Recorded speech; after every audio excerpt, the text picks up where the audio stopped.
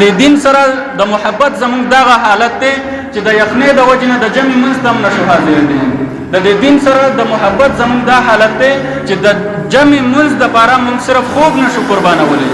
د دین سره د محبت زموږ دا حالت دی چې چېرته د قرآن درس کېږي، چېرته د حدیثو درس کېږي، چېرته اصلاحي بیان کېږي، نو موږ په هغه ټایم کې ځان رسوو چې کله کیسه ختمیږي. د دین سره د محبت زموږ دا حالت دی چې که چېرته د الله په لاره کې د پیسو لګولو ضرورت شي، نو موږ هغه پیسې ګورو چې بلکل ماتې وي او د هغې نه مات نوټ په هغه کرنسي کې یا هغه ملک کې موجود نه وي.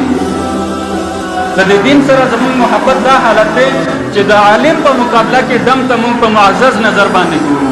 دم ته موږ سټار وایو، د معاشرې دپاره سټار دی. دا زموږ د معاشرې سټار دی. څه کار یې کړی؟ دمتوب یې کړی دی. معاشره کې فحاشي او بحیایي عام کړي.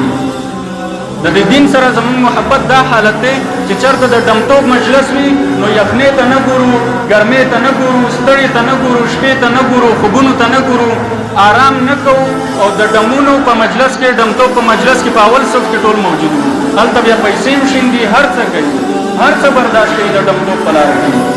نو تر څو پورې چې زموږ دا حالت وي، موږ به ورځ په ورځ د ذلت سره مخامخ وو.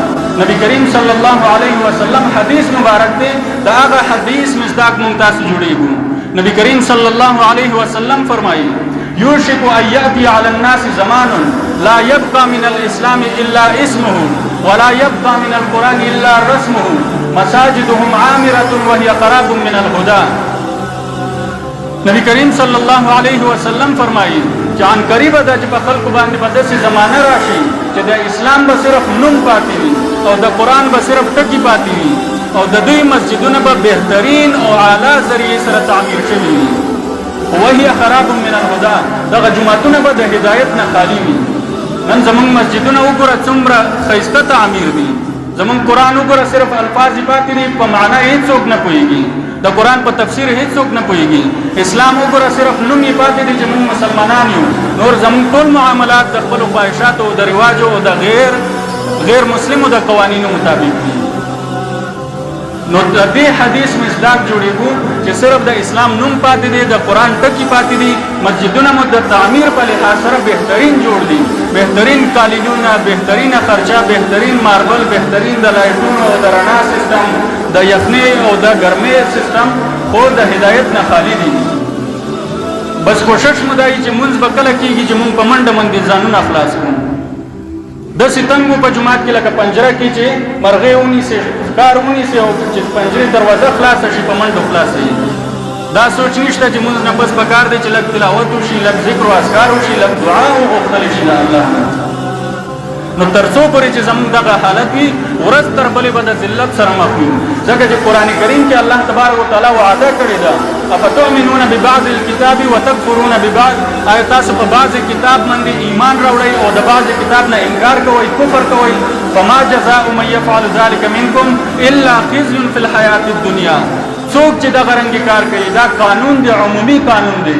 د بنی اسرائیلو دپاره الله تبارک وتعالی دا قانون ایښی و، دا قانون عمومي قانون دی. فما جزاء من یفعل ذلک منکم الا خزي فی الحیاة الدنیا. څوک هم چې دغه رنګې عمل کوي چې ځینې حکمونه د الله دا پځې کوي او ځینې حکمونه د الله هغه نه مني، هغه نه پځې کوي، الا خزي فی الحیاة الدنیا، هغه به په دنیا کې ذلیل وي، د ذلت سره به او د رسوایۍ سره به مخامخ وي. ویوم القیامة یردون الی اشد العذاب، او د قیامت په ورځ باندې به سختترین عذاب ورته ملویږي. وما الله بغافل عما تعملون، او الله تبارک وتعالی ستاسو د کارونو نه غافل نه دی، لا علم نه دی. د ټولو کارونه ورته ښه معلوم دي، که ښکاری کوي، که پټي کوي، که ظاهر وي، که باطن وي، هغه الله تبارک وتعالی ته معلوم دي. نو الله تبارک وتعالی زموږ تاسو د عملونو نه غافل نه دی. کومې ټوکې او مسخرې چې موږ د اسلامي حکمونو سره راخستې دي، کومې ټوکې او مسخرې چې موږ د عباداتو سره کوو، په منډه باندې په مونځ باندې ودرېږو، دا پته نه لګي چې ما څه وویل او څه مې واورېدل.